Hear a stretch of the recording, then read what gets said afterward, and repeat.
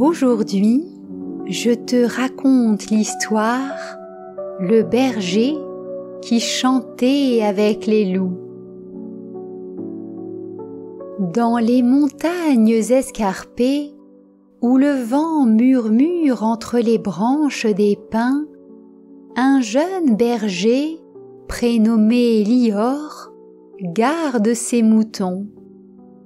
Depuis l'enfance, il possède un don rare.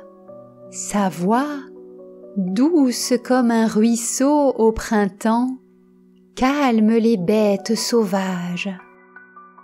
Les lièvres s'immobilisent pour l'écouter, les aigles ralentissent leur vol, et même les renards, d'ordinaire si rusés, s'assoient à ses pieds, oubliant leur faim.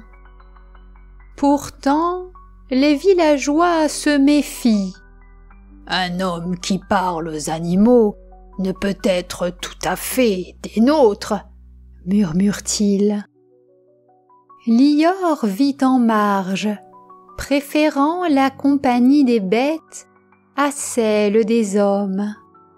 Chaque soir, il entonne une mélodie ancienne, héritée de sa grand-mère, et les échos de sa chanson glissent entre les rochers, portés par la brise.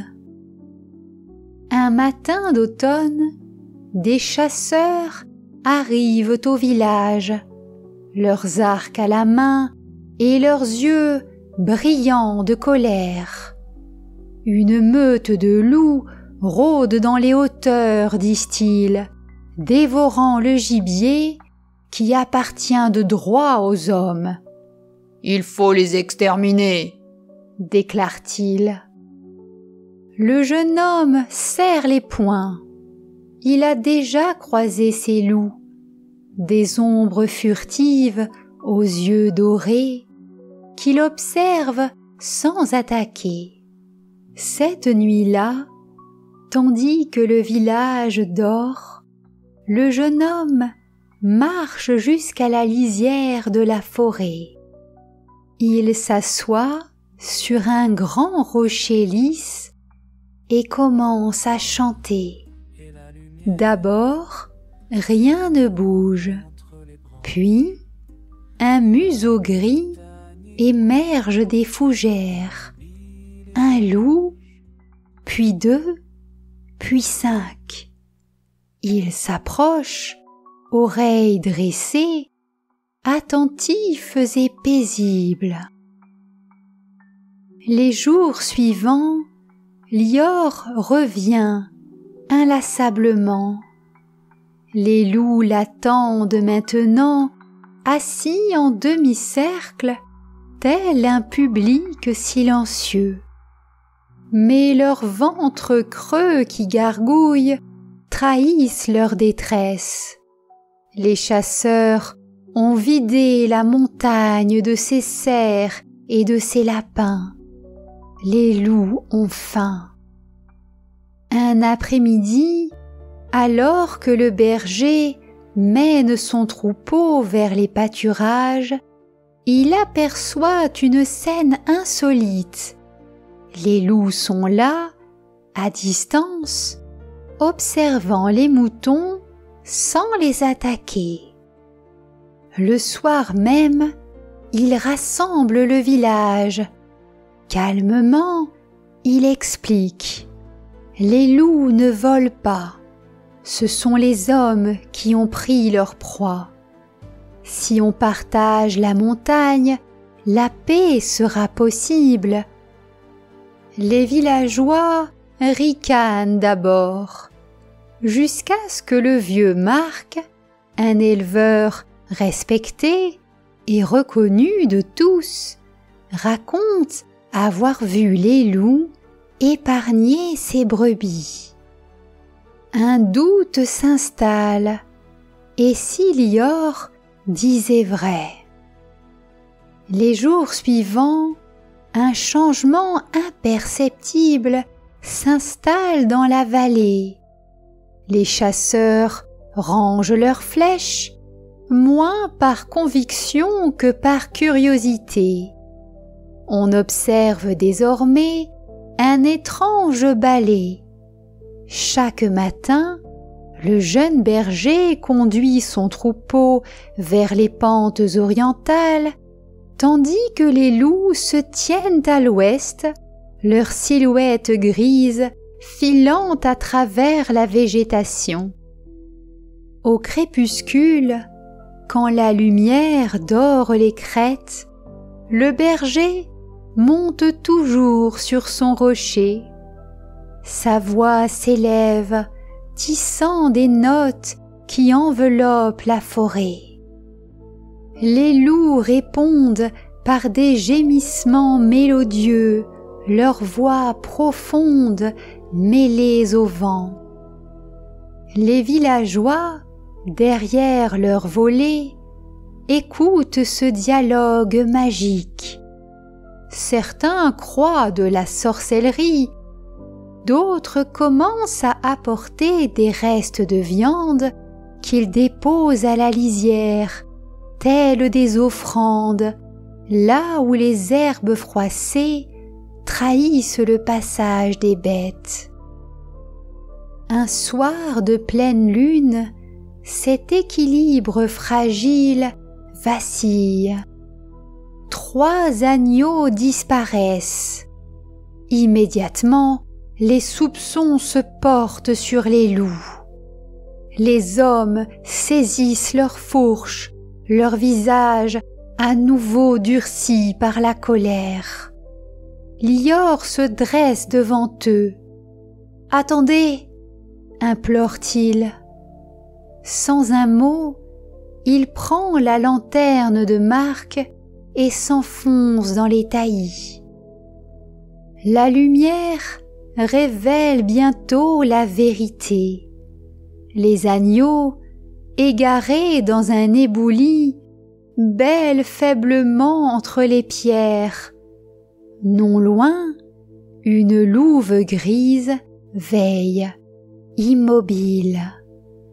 Quand le jeune homme s'approche, elle recule d'un pas, laissant le passage libre. Le berger comprend alors ce qu'aucun villageois n'oserait croire. La meute a protégé les petits, en remerciement peut-être? De retour au village, le berger dépose les agneaux tremblants devant la foule médusée. Personne ne parle, les fourches s'abaissent lentement.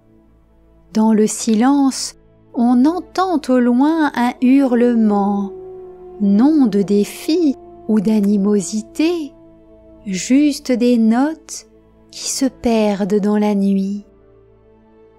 Le lendemain, Marc demande aux fermiers d'éviter désormais les versants nord pour faire paître leurs moutons, laissant aux loups les vallons riches en gibier, leur assurant qu'en retour, plus aucune bête ne sera emportée. L'hiver enveloppe la montagne d'un manteau de silence. Les nuits s'étirent, interminables, et pourtant, les loups ne hantent plus les rêves des enfants. Ils deviennent des ombres familières qui croisent parfois les troupeaux sans menace. Un matin de gel, un étranger arrive au village. Vêtu de fourrure sombre, il se présente comme le chasseur du comté voisin, le grand veneur. Ses yeux se plissent en découvrant les traces des loups près des enclos. « Ces créatures sont un fléau », déclare-t-il en tapant sur son couteau. « Monseigneur paiera une prime par peau rapportée. » Un frisson parcourt l'assistance. Les pièces d'argent brillent dans sa main crasseuse. Marc baisse les yeux. Seul Ior se tient droit, mais son cœur bat comme un oiseau pris au piège. Cette nuit-là, le berger gravit la pente en courant, la neige crissant sous ses pieds. Sa lanterne dessine des cercles dansant dans l'obscurité. Au rocher, il s'arrête, haletant. Les loups sont déjà là, leurs yeux luisants comme des braises. D'une voix brisée, Lior entonne leur mélodie, mais cette fois, c'est un avertissement. Les bêtes comprennent. En silence, furtivement, elles se fondent dans les bois. Seule la louve grise reste un instant, posant sur le jeune homme un regard lourd de sens. Puis elle aussi disparaît. Au petit jour, les chasseurs étrangers fouillent en vain la forêt. Pas un loup, pas une trace. Leur chef râle dans sa barbe, promettant de revenir. Mais quand ils repartent, déçus, Marc leur barre la route. « Notre montagne n'est pas à vendre, garde ton argent !» grince-t-il, sa faux plantée dans la glace. Un à un, les villageois se joignent à lui. Quand le printemps revient, les loups aussi. Un retour discret. On les oublierait presque si l'on n'entendait pas quelquefois leur hurlement lointain. Tout en gardant ses bêtes, dès qu'il en a l'occasion, le jeune berger les observe avec douceur et fascination. Parfois, quand le vent tourbillonne, il semble qu'une voix profonde répond à la sienne, quelque part entre les vieux arbres.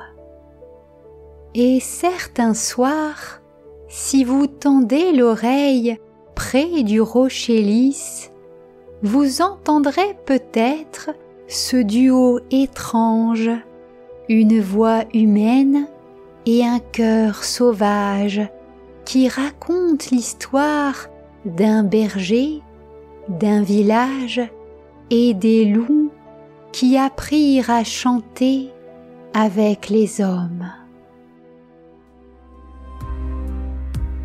Loin et la lumière joue entre les branches.